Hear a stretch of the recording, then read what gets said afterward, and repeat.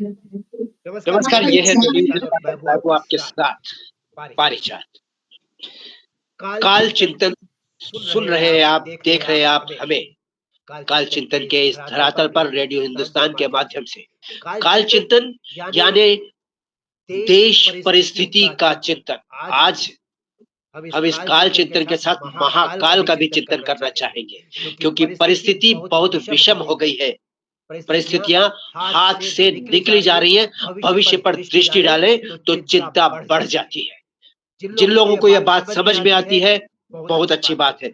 जिनको ये बात समझ नहीं आती है, वो श्रापित है। हमारा ये विचार है, उनकी बुद्धि, उनकी चेतना ने उनका साथ देना बंद कर दिया है, हमें ऐसा लगता है। आज का विषय है पाकिस्तान पर पहलगाम हिंदू नरसंहार की घटना के बाद सरकार ने फैसला लिया है, हमला किया जाएगा पाकिस्तान पर। लेकिन एक पाकिस्तान जो हिंदुस्तान के भीतर है, उस पाकिस्तान का क्या? वो दुश्मन ज्यादा खतरनाक होता है जो दिखता नहीं है। वो दुश्मन जो आपके सामने है, आप उसे मार सकते हैं। ये इनके प्रकार है। लेकिन ये इनके प्रकार है, यानी किसी भी तरह की किसी भी कोशिश से उस दुश्मन को मारना लगभग दुष्कर हो जाता है, जो आपको दिखता नहीं है, आपके आसपास होता है और आप पर निरंतर प्रहार करता है। हमारे साथ हमारे मित्र, विचारक, हिंदूवादी, राष्ट्रवादी भाई अनुपम जी हमारे साथ हैं। अनुपम जी, आपका स्वागत है। जय श्री राम अनुपम भाई। जय श्री राम। अनुपम भाई, हमारा 30 मिनट का यह सेगमेंट है। 15 मिनट का आपका समय है। कृपा कर विचार करें इस पर, अपने गहन गंभीर विचार दें, ताकि हमारे देश के वो लोग जो सोए हुए जाग सके, कम से कम वो सोच सके अपनी आने वाली पीढ़ी के बारे में, उनके हित के बारे में। अभी आप 10 मिनट कृपा कर बोलिए, उसके बाद 10 मिनट का समय मैं लूंगा, फिर 5-5 मिनट एक और राउंड करेंगे। 30 मिनट में हम लोग समाहार करेंगे। अच्छा, बहुत बहुत धन्यवाद परिजात जी। सभी को जय श्री राम। परिजात जी, एक चीज आप देखिए, ये घटना होने के बाद जब से एनआईए इसका चार्ज ले चुके हैं, उसके बाद क्या क्या घटना सामने आ रहा है, आप एक एक करके बता रहा हूं। और नेताओं का जो क्रोकोडाइल टीआर बह रहा है, कश्मीरियत कश्मीरियत कह के, उसका भी पर्दा हम खोलने का कोशिश करूंगा। सबसे पहले हम नेताओं के बीच में आता हूं। फारूक अब्दुल्ला बहुत दुखी है, क्योंकि हम लोग पाकिस्तानी लोगों को बोला कि वापस चले जाओ। वो बहुत दुखी हो गया। फारूक अब्दुल्ला उस दिन दुखी नहीं थे जब उसका वो जब मुख्यमंत्री थे और कश्मीरी पंडितों का मारा जा रहा था और उसका घर से उसको निकाला जा रहा था, औरतों को रेप किया जा रहा था। यासीन मलिक, बिट्टा कटारा आज भी जिंदा है।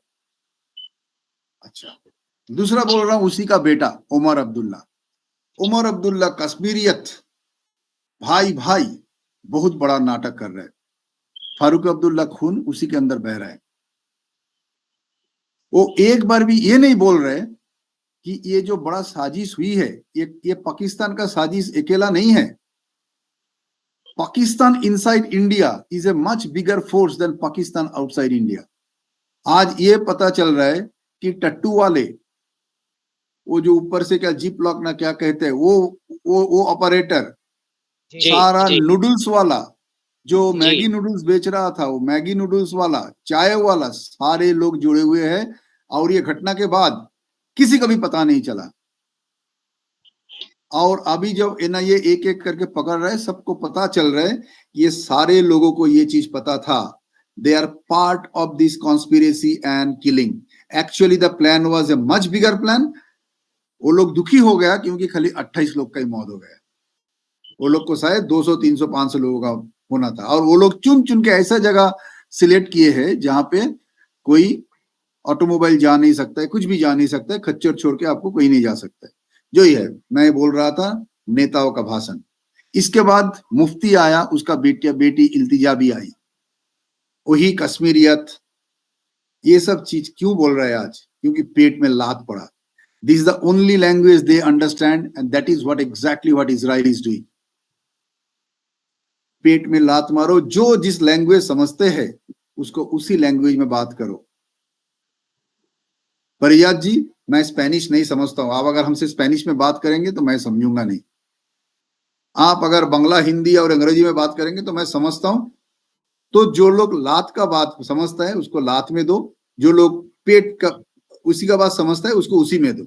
आज देखिए 1 महीने के ऊपर हो गया, Israel has created a blockade, they are least bothered what the world is crying or not, they are least bothered because they also know that there are 100 Israelis, Jews are still under captive of Hamas.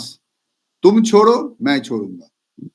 This stand we are failing to take, मैं आपको बता रहा हूं। And ये जो crocodile tier बह रहा है पानी के तरह, नदी के तरह, उसको नेग्लेक्ट कीजिए। मैं ये कह रहा हूं परिजत जी, आज के दिन में भी हमारा जो एक्शन हुआ, मैं बता रहा हूं, it is too less too little. Kashmir में जो हुआ, दिस इज ए वो 9 आतंकियों का घर जला दिया, ब्लास्ट करवा दिया और न्यूज़पेपर में और इलेक्ट्रॉनिक मीडिया में बड़ा बड़ा करके दिखा दिया। ये प्रचार ज्यादा हो रहा है, ये प्रोपागेंडा ज्यादा हो रहा है। It is more than the action,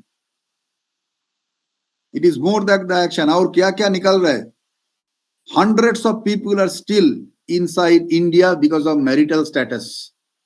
अभी देखिए क्या क्या आ रहा है, हम लोग सपने में भी नहीं भेजा था, काफी सारे पाकिस्तानियों इंडियन को शादी करके यहाँ पे बैठा है, पाकिस्तानी पासपोर्ट लेके।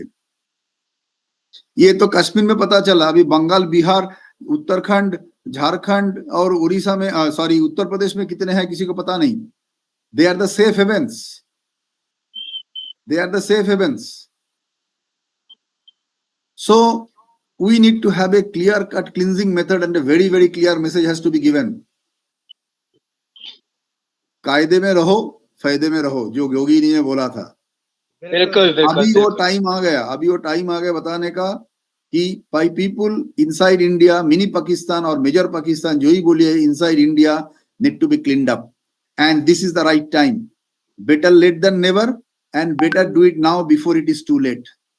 यस एंड आज देखिए सारा कश्मीर में कश्मीरियत हिंदू मुस्लिम भाई भाई चल रहा है। They are neighbour brothers.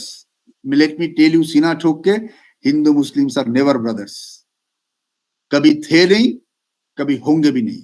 ये खाली मौके का खाली इंतजार है, कब हम लोग इसको पलटी मारेंगे। बस जहां पे मौका मिल रहा है, आप देखिए आज 100 people are involved, hundreds of people are involved in this mass killing. And मैं फिर भी ठोक के बता रहा हूं कि definitely the action which has been taken, yes some action has been taken but it is too little too less. इतना मैं कहना चाहता हूं। और let us retaliate with their language, not with our language. बहुत बहुत धन्यवाद परियत जी। जी बिल्कुल। अभी मैं दोबारा आपके साथ इसी बात को आगे बढ़ाता हूं। पहले मैं भी एक छोटा सा अपना विचार आपके प्रस्तुत करना चाहूंगा आपके समक्ष। क्या है पाकिस्तान जो भारत के भीतर, जो हिंदुस्तान के भीतर कुंडली मार के बैठा है? कौन है वो पाकिस्तान? क्या कभी हमारे देश की पुरानी सरकारों ने इस बात पर चिंता की थी? मुझे ये कहते हुए दुख है और मैं रेडियो हिंदुस्तान पर अवश्य शुरू करूंगा, मुकदमा कीजिए, एक हमारा प्रोग्राम होगा जिसमें कि पुरानी सरकारों ने जितने भी देश विरोधी गतिविधियों में भाग लिया है, उनको अंजाम दिया है, साजिशों में घुसी है, इन्वॉल्व हुई है, उनके ऊपर हम बात करेंगे और देशवासियों से कहेंगे अब मुकदमा कीजिए। उनमें एक साजिश ये भी है, किस तरह से पाकिस्तान को हिंदुस्तान में बसा दो तो काम आसान हो जाए, हिंदुस्तान का काम तमाम हो जाए। काल चिंतन में इसीलिए आज हमने महाकाल को आमंत्रित किया है कि प्रभु अब आप दिखाइए, अपनी तीसरी नेत्र खोलिए, अब आप अपना वो नर्तन कीजिए जिससे कि पहाड़ टूट जाए, जिससे कि इस देश में देश का विरोध करने वाले देशघातियों का की कमर टूट जाए। हम उसी पाकिस्तान की बात करें जिसको साजिशाना तरीके से हिंदुस्तान के भीतर बसाया गया है। क्या है वो? दो हिस्सों में है। एक को हम कहते हैं टूल किट, जो बाकायदा एजेंडा के साथ बाहर से पैसा लेके डीप स्टेट का मोहरा है हिंदुस्तान में, वो कोई भी कहीं भी हो सकता है, जिसकी बात हम स्लीपर सेल के रूप में कहते हैं। स्लीपर सेल वो वही है, अर्बन नक्सल वो वही है जो पहचान में भी आता है और पहचान में नहीं आता है, क्योंकि आपको चाहिए एविडेंस, बिना एविडेंस के हमारे न्याय की देवी ने आंखों में पट्टी बांध रखी है। आप उनको खड़ा कर देंगे और हमारी न्यायपालिका में बहुत दुर्भाग्य से कहना पड़ रहा है, कई ऐसे तत्व हैं जिनके लिए राष्ट्र की सुरक्षा महत्वपूर्ण नहीं है। उनके लिए क्या महत्वपूर्ण है? सारा देश देख रहा है पिछले कुछ महीने में होने वाली घटनाएं। ये बड़ा चिंतनीय स्थिति है, बड़ी चिंतनीय दिशा है। चलिए हम बात करते हैं, हम यहाँ पर क्यों बैठे हैं अनुपम जी के साथ। हमने विचार किया है कि काल चिंतन में हम 3 हिस्सों में बात करेंगे। पाकिस्तान के भीतर बैठे, हिंदुस्तान के भीतर बैठे हुए, कुंडली मार कर बैठे हुए पाकिस्तान का समाधान काम तमाम कैसे किया जाए। 3 स्तर पर ये काम हो सकता है, एक सरकार के स्तर पर, एक जनता के स्तर पर और एक हमारे स्तर पर। उस पर हम जरूर काम करेंगे। तीसरे स्तर पर तीसरे दिन बात होगी। दूसरे स्तर पर यानी कि जनता को क्या करना चाहिए अपने स्तर पर, वो कल हम या अगली बार जब बात करेंगे 2 दिन बाद। आज हम बात करें सरकार को क्या करना है। याद रखिए, शक्ति सरकार के हाथों में केंद्रित है। हम सिर्फ विचार दे सकते हैं, जो भी अपना बुद्धि है उसके हिसाब से मार्गदर्शन दे सकते हैं, लेकिन ये सरकार के ऊपर है वो मानेगी कि नहीं मानेगी। वो अपने दुश्मन को सामने देखकर भी पहचानेगी या नहीं पहचानेगी, ये वाला एक संकल्प सरकार को चाहिए कि वो देश हित को स्पष्ट दृष्टि से देख सके, देश हित के साथ राजनीति ना करे, राष्ट्रनीति करे। क्योंकि हमारी आने वाली पीढ़ियां कहेगी, क्या आपने इसी सरकार को बिठाया था? मुझे वो शेर याद आता है मेरे दोस्त का, भोपाल का मेरा दोस्त है, उसका बहुत बढ़िया शेर है कि जब बैठाया था हमने उनको अपने कंधों पर, हमें पता न था कि उनके पैर हमारे पेट पर होंगे और उनके हाथ हमारी गर्दन पर होंगे। ये हालत नहीं आने देना चाहते, क्योंकि हमारी मनपसंद हिंदूवादी राष्ट्रवादी सरकार है। सरकार सुनो, सरकार आंखें खोलो, सरकार देखो, सरकार समझो, सरकार करो कुछ, इससे पहले कि देर बहुत हो जाए। जागने की जरूरत है, नहीं जागोगे तो हम जगाने की कोशिश करेंगे। शेष हरी इच्छा, राम जी की मर्जी। चलिए, मैं अब उस महत्वपूर्ण बिंदु पर आता हूँ जिसके लिए आज हम बात करें कि क्या करना चाहिए सरकार को। सबसे पहले तो आपको एक इच्छा शक्ति चाहिए कि शत्रु को निपटाएंगे, शत्रु को गोदी में बिठा करके पुचकारियां देके, लोरियां सुना करके हम बाहर उसके घर तक छोड़ के नहीं आएंगे। शत्रु को निपटाइए। सांप को मारेंगे नहीं तो काटेगा। सांप आपकी तरह देवता नहीं हो सकता, और अगर आप कायरता की भाषा बोलते हैं तो आप वैसे भी देवता नहीं है। कायर व्यक्ति तो जीवन योग्य ही नहीं है, हमारा ये मानना है। बाकी जो जैसा समझे। जब अस्तित्व का प्रश्न आता है तब फिर या तो हमारा अस्तित्व जाए या सामने वालों का। हमारे अस्तित्व के साथ हमारे बच्चों का, हमारी आने वाली पीढ़ियों का अस्तित्व जुड़ा है, इसलिए समझौता नहीं करना चाहिए। लेकिन अस्तित्व उसका समाप्त कर दीजिए जो हमारे अस्तित्व पर तलवार लेकर खड़ा है। चलिए हम बात करते हैं सरकार की। सरकार को एक निगरानी तंत्र, पहले तो शपथ लेनी होगी, संकल्प शक्ति दिखानी होगी, इच्छा शक्ति, फिर एक निगरानी तंत्र विकसित करना होगा जो पुष्ट होगा और पूरी तरह से स्वतंत्र होगा कि कहां कहां राष्ट्रघाती ये शत्रु बैठे हैं। मैंने कहा एक हो गया टूल किट, और दूसरा है सेक्युलर, वामपंथी और इस तरह के वो लोग जो हमारे आसपास मुस्कुराते हुए जेंटलमैन बन करके घूमते हैं, व्हाइट कॉलर क्रिमिनल्स। जो राष्ट्रद्रोही है वो क्रिमिनल है। इन दोनों को मिला करके बनता है राष्ट्रघाती, राष्ट्रद्रोही। तो टूल किट, उसके बाद सेकुलर्स, वामपंथी, अर्बन नक्सल्स, ये सब मिलजुल करके एक बड़ा जमावड़ा बनाते हैं। पैसे पर बिकने वाले अधिकारी, पर पैसे पर बिकने वाले न्यायाधिकारी और पैसे पर बिकने वाले लोग सारे राष्ट्र के हित में काम नहीं कर रहे हैं। इनका अंजाम जबरदस्त होना चाहिए। इसके लिए सरकार को कानून बना, दो सशक्तिकरण करना पड़ेगा, कानून का सशक्तिकरण और पुलिस का सशक्तिकरण। पुलिस को भी पूरी स्वतंत्रता दी जाए कि हाँ, लो फैसला करो काम तमाम, जैसे योगी बाबा ने कहा है। मिट्टी में मिलाने की सोच होना चाहिए, कंप्रोमाइज नहीं होना चाहिए। कानून का सशक्तिकरण ये होना चाहिए, कानून बने सारे देश में, हर राज्य में एक सा लगे। मकोका या किसी और प्रदेश का अलग कानून नहीं होना चाहिए, राष्ट्रद्रोह का एक ही कानून सारे देश में हर राज्य में लगे कंपल्सरीली। और पुलिस को ये गंभीर रूप से निर्देश होना चाहिए कि आप राष्ट्रद्रोहियों के खिलाफ राष्ट्रद्रोह का एक कानून लगाकर उन्हें पकड़ेंगे जिनकी जमानत नहीं होगी और जिनका क्विक सुनवाई होनी चाहिए, उनकी हियरिंग जल्दी होनी चाहिए, जल्दी फैसला, 1 महीने में फैसला, 40 साल में नहीं।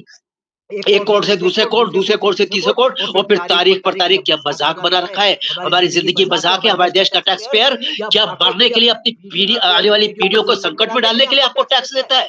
आप उस पैसे का अगर हमारे हित में, राष्ट्र के हित में, हमारी सुरक्षा के लिए खर्च नहीं कर सकते, तो आप बता दीजिए, नई सरकार चुनी जा सकती है।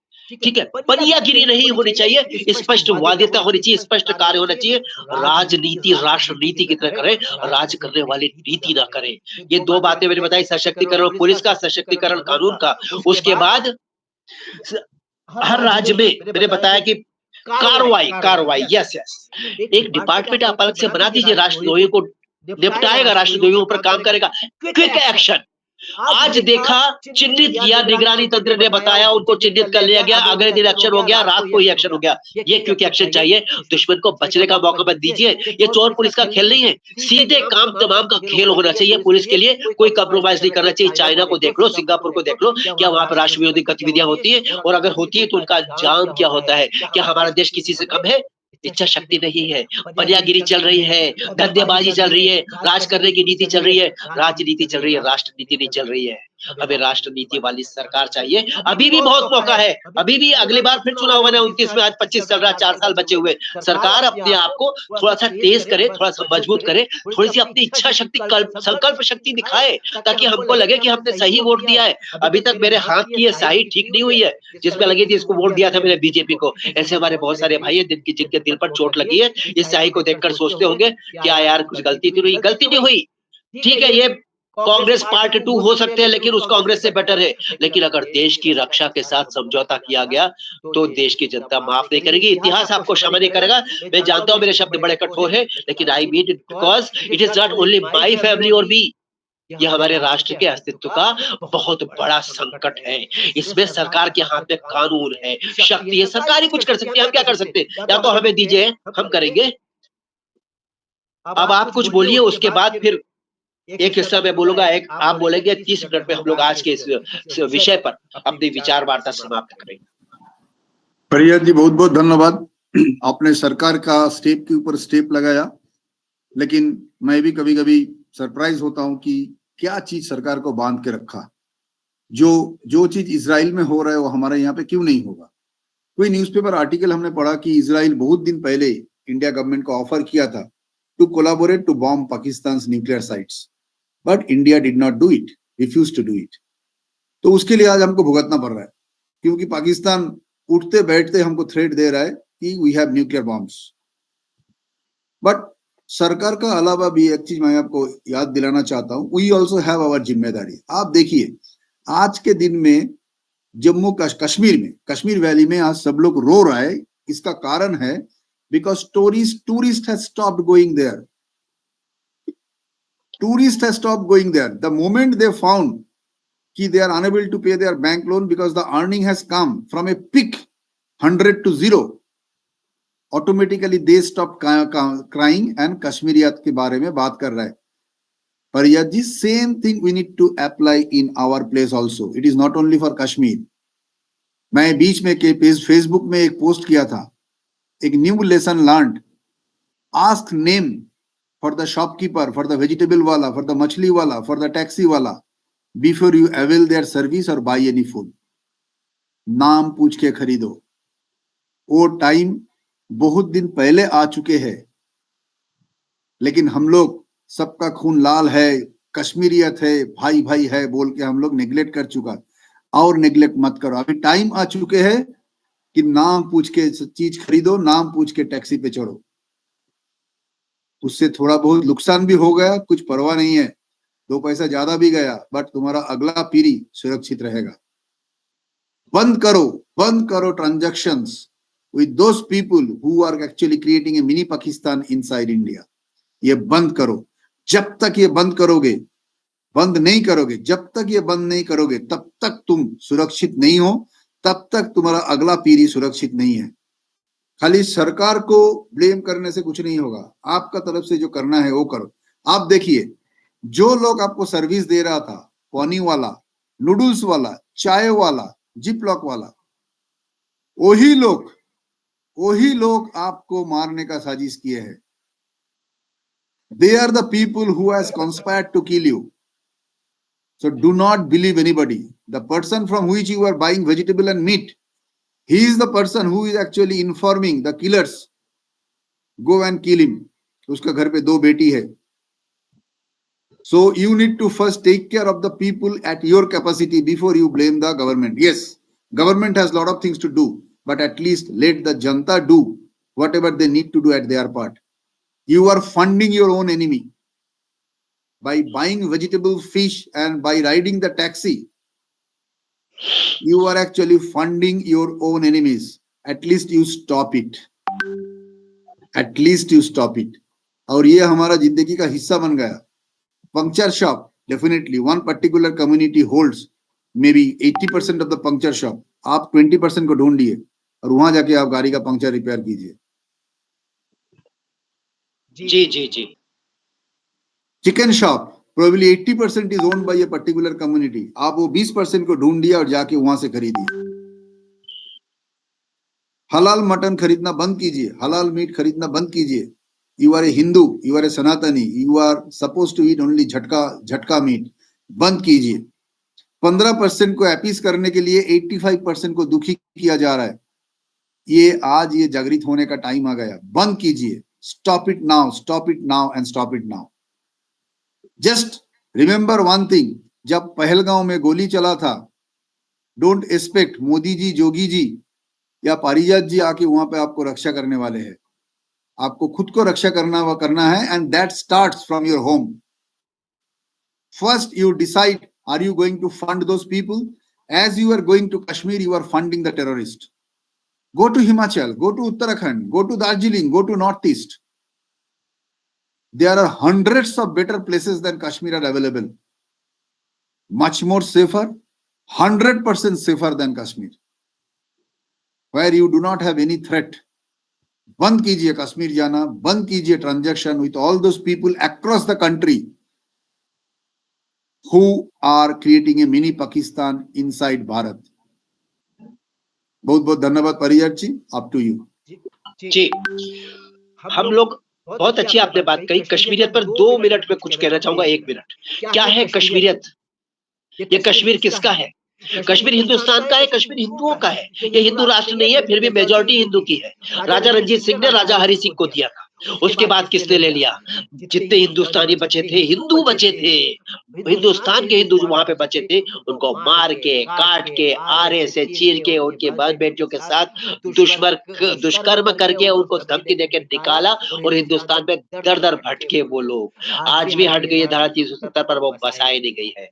तभी तो हम लोग कई बार ये बात करते हैं कि सरकार क्या करिए, बहुत अच्छा करिए, बड़ा काम करिए. सरकार को स्पीड बढ़ानी पड़ेगी. सरकार को प्राथमिकता तय करनी पड़ेगी. अगर हमको भूख लगी है, अगर हमें प्यास भी लगी है, और अगर हमारे घर में आग लगने वाली है, तो पहले क्या करेंगे? हम भूख भी छोड़ेंगे, प्यास भी छोड़ेंगे, आग बुझाएंगे. आग नहीं लगने देंगे. लग गई है तो बुझाएंगे, सारा काम छोड़ के बुझाएंगे. उस समय हम ये नहीं देखेंगे कि पड़ोस में शादी हो रही है, उसके पड़ोस में इनविटेशन है, वहां पे मुझे पुरस्कार मिलने वाला है, वहां से मुझे बिजनेस मिलने वाला है, उसके पड़ोस में वहां पे मेरे बच्चे पढ़ते हैं, वहां भी जाकर के आना है, मिलकर के शर्मा जी से, गुप्ता जी से, वर्मा जी से.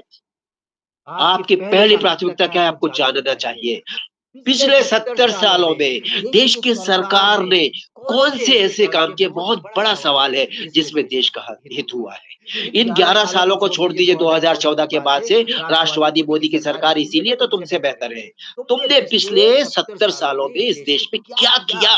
इस पर बात होनी चाहिए. देश हित में एक काम किया हो तो बताइए. आपने अपने धंधेबाजी के लिए देश को गिरवी रखा. सब तरह से हर डिपार्टमेंट आपने सोच समझ करके बनाए, हर डिपार्टमेंट अपने हिसाब से बिगाड़े, हर डिपार्टमेंट के कानून अपने हिसाब से तय किए. देश का कानून, देश की सुरक्षा का कानून, चाहे उसमें सेक्युलरिज्म जोड़ना हो 71, 72, 73 के दौरान, चाहे जो भी करना हो, देश का नाश करने के लिए आपने कौन सी कसर छोड़ी? इसलिए मुकदमा चलाइए वाला ये प्रोग्राम हम यहाँ पर शुरू करेंगे. इसमें यही बात होगी. इसलिए इस बात को ध्यान रखते हुए हमारे देश की वर्तमान सरकार को चाहिए कि हर डिपार्टमेंट में एक छोटा डिपार्टमेंट तैयार किया जाए, जो उस डिपार्टमेंट के अंतर्गत आने वाले क्षेत्र में भारत के भीतर बैठे हुए पाकिस्तान को लक्षित करे, पकड़े, चिन्हित करे, निगरानी करे, चिन्हित करे, पकड़े, समाधान करे, काम तमाम करे, जैसे भी कर सके। मेरा मतलब शुद्ध रूप से उनको गोली मार देने का नहीं है, उन्हें पहुंचा दीजिए जहां से वो आए हैं। हमारे देश के न्यायविदों को नहीं, न्यायाधीशों को कहना पड़ता है देश की सरकार से कि अरे भाई उन लोगों को पकड़ा है तो पहुंचाओ भी तो देश के बाहर। सरकार पकड़ लेती है, पहुंचाती नहीं है। कहाँ रखेगी? टैक्स पेयर के पैसे से खिलाएगी पिलाएगी। ये क्या है? किस तरह का साथ और किस तरह का विकास और किस तरह का विश्वास? विश्वास तोड़ रहे हैं आप। साथ और विकास तो छोड़ दीजिए, विकास तो बिल्कुल भी नहीं, उनका साथ है, उनका साथ। चलिए फिर मैं निगेटिव नहीं होगा, लेट्स बी पॉजिटिव, बिकॉज इतना दर्द है, इतनी पीड़ा है कि ये बातें निकल के आती है और मैं इनको रोकूंगा नहीं। मैं इनको क्यों रोकूं? मैं क्यों कुंठा का शिकार बनूं? मैं सच को सच कहने की शक्ति रखता हूं, तो इसलिए बात कर रहा हूं। देखिए, हर डिपार्टमेंट में एक छोटा डिपार्टमेंट बनाया जाए जो इस पर काम करे और उसको पूरी स्वतंत्रता हो। एक अलग से डिपार्टमेंट बनाया जाए पूरे देश में, राष्ट्रद्रोही विभाग, राष्ट्रद्रोही समाधान विभाग, RSD कुछ भी रख दीजिए, और वो पूरी तरह से सरकार से, राष्ट्रपति और प्रधानमंत्री से ही सिर्फ जवाबदेही तय करे अपनी, बाकी उस पर कोई ना हो। और उसको किसी चुनाव लड़ने की जरूरत न पड़ो, अधिकारी हो वो, और गुप्त अधिकारी हो रॉ की तरह, और काम करे और जोरदार काम करे। ये इच्छा शक्ति सरकार को दिखानी होगी। हर राज्य में नियम कानून, पुलिस व्यवस्था पर और इस तरह के कानून, देशद्रोही कानून को लागू करने की जिद करनी पड़ेगी केंद्र सरकार को। ममता, केजरीवाल तो खत्म हो गए, बाकी जो दूसरे हैं, स्टालिन और भी बैठे हुए बहुत सारे, इधर अखिलेश, उधर वो तेजस्वी, ऐसे जो लोग जो देशद्रोहियों का डायरेक्टली इनडायरेक्टली साथ देते हैं, राष्ट्रद्रोही का डायरेक्टली इनडायरेक्टली साथ देते हैं, धर्म का डायरेक्टली इनडायरेक्टली घात करते हैं, इन लोगों को कह दिया जाए कि तुम बीच में बताओ, राष्ट्र की सुरक्षा का प्रश्न है, चाहे वो देश की सरकार चला रहे हो, चाहे विपक्ष में बैठे हो, लेकिन जो उनका जो भी फैन फॉलो गया उसको गलत संदेश देने की उनकी आजादी छीन ली जाए राष्ट्र की सुरक्षा के प्रश्न पर। और जो भी राज्य ममता बनर्जी की तरह कानून को लागू करने से खुलेआम मना कर दे, नहीं लागू करेंगे, उसकी सरकार गिराइए और ये कहिए कि राष्ट्र हित में, राष्ट्र की सुरक्षा के कारण हमको यह कदम उठाना पड़ा है, कानून लागू होगा क्योंकि राष्ट्र की सुरक्षा का प्रश्न है। सरकार को यह मजबूती दिखानी पड़ेगी।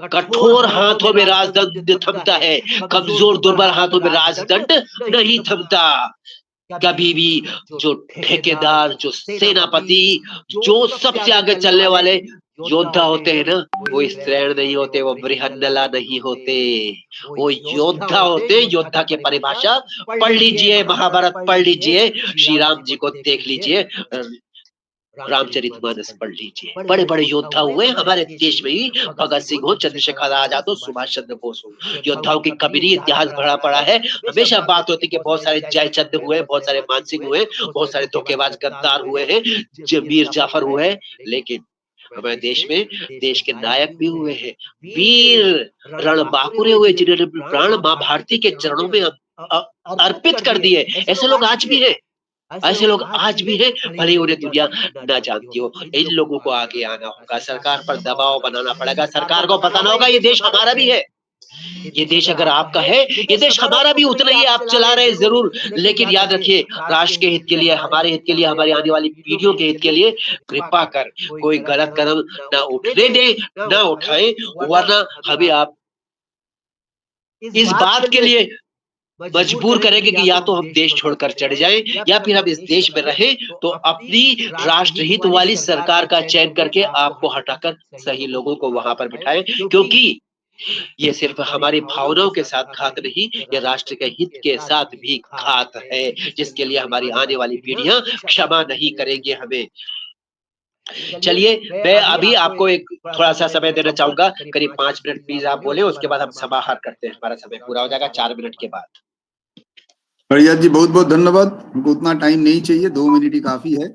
और आपने जो बात कहा वो बहुत अच्छा बात कहा कि एक अभी टाइम आ गया एक सेंट्रल गवर्नमेंट से एक डिपार्टमेंट खोलने का, जहाँ पे हम लोग ऐसा राष्ट्रद्रोही को और घुस बैठे को हम लोग आइडेंटिफाई करें और उन लोग को इमीडिएटली डिपोर्ट करें। No argument, no litigation, nothing, identify and deport, straight cut, जैसे अभी हो रहा है, जो एक्शन अभी हो रहा है वही एक्शन करना होगा, और उसके लिए एक इंडिपेंडेंट डिपार्टमेंट खोलना होगा। बट आपका इस चैनल के माध्यम से मैं जितने व्यूअर्स है उन लोग को रिक्वेस्ट करूंगा, उन लोग को मैं हाथ जोड़ के ये बोल रहा हूं कि आप लोग खुद का रक्षा करने का अपना तरीका ढूंढ लीजिए। बंद कीजिए जिहादियों को फंडिंग, बंद कीजिए, कश्मीर जाना बंद कीजिए। आपका जो दिन का वेजिटेबल्स है, आलू प्याज सब्जी चावल दाल जो ही है, जो आप खरीदते हो, चिकन मटन फिश, आप उन्हीं लोग से खरीदिए। पहले नाम पूछिए, उसके बाद खरीदिए। ये खाली आपका खुद का डेंजर नहीं है, आप अगले पीढ़ी के लिए भी आप सुरक्षित कर रहे हैं। मैं यही विनती करके सारा व्यूअर को मैं बोलूंगा, आप खुद ये प्रैक्टिस कीजिए और अपना सारे दोस्तों को बोलिए वही प्रैक्टिस करने के लिए। भारत को सुरक्षित कीजिए, भारत सुरक्षित हो, अपना अगला पीढ़ी सुरक्षित हो, यही हमारा एकमात्र मकसद है। जय श्री राम। जय श्री राम भाई। मैं भी बस समाहार करना चाहूंगा, ये कहना चाहूंगा कि हम लोग मीडिया से भी जुड़े हुए हैं, जैसे कि मैं हुए, आप हैं हमारे साथ। हम लोग सूचना तंत्र के स्तर पर भी इस बात की जागृति जनता तक, हर व्यक्ति तक पहुंचाने का प्रयास अपने स्तर पर सर्वोत्तम करेंगे कि सबको समझ में आए कि शत्रु कौन है। शत्रु बोध बहुत आवश्यक है। याद रखिए, आज वो समय आ गया कि शत्रु बोध जैसे शब्द का हमें व्यवहारिक रूप से अनुपालन करना पड़ रहा है, फॉलो करना पड़ रहा है। शत्रु बोध यानी कि हमारे आसपास कहाँ है शत्रु, आंखें खोलो, आंखें खुल सकती है तो, नहीं तो सिर्फ आभास से पहचानो, क्योंकि ये शत्रु तुम्हारे प्राण ले लेगा। इसलिए या तो प्राण गंवा दो या शत्रु के प्राण देने के लिए दृढ़ संकल्पित हो जाओ। तो चलूंगा, मैं भी अनुमति लूंगा आपसे अगली बार तक मिलने के लिए। अगली बार हम बात करेंगे कि क्या है कर्तव्य हिंदुस्तान के भीतर बैठे हुए पाकिस्तान से निपटने के लिए जनता का, उस पर बात होगी। अंतिम जाते जाते मैं बस एक छोटा सा शेर पढ़ूंगा जो कहा था दुष्यंत कुमार जी ने, हिंदी के शायर। चाहता तो हूँ निजामे कुहन बदल डालूं, मगर ये बात फकत मेरे बस की बात नहीं। चाहता तो हूँ निजामे कुहन बदल डालूं, मगर ये बात फकत मेरे बस की बात नहीं। उठो बढ़ो मेरी दुनिया के आम इंसानों, ये सब की बात है, 2-4-10 की बात नहीं। चलता हूँ, फिर मिलेंगे हम आपसे रेडियो हिंदुस्तान पर। बहुत धन्यवाद। बहुत धन्यवाद सभी मित्रों को जिन्होंने सुना, उनको भी धन्यवाद। उनके समय के लिए बढ़ाइए, इस विषय को बढ़ाइए, हमारी इस वीडियो को बढ़ाइए, सबके बीच में इस जागृति को बढ़ाइए जिसकी हमें आज बहुत आवश्यकता है। जय राम जी की। जय श्री राम।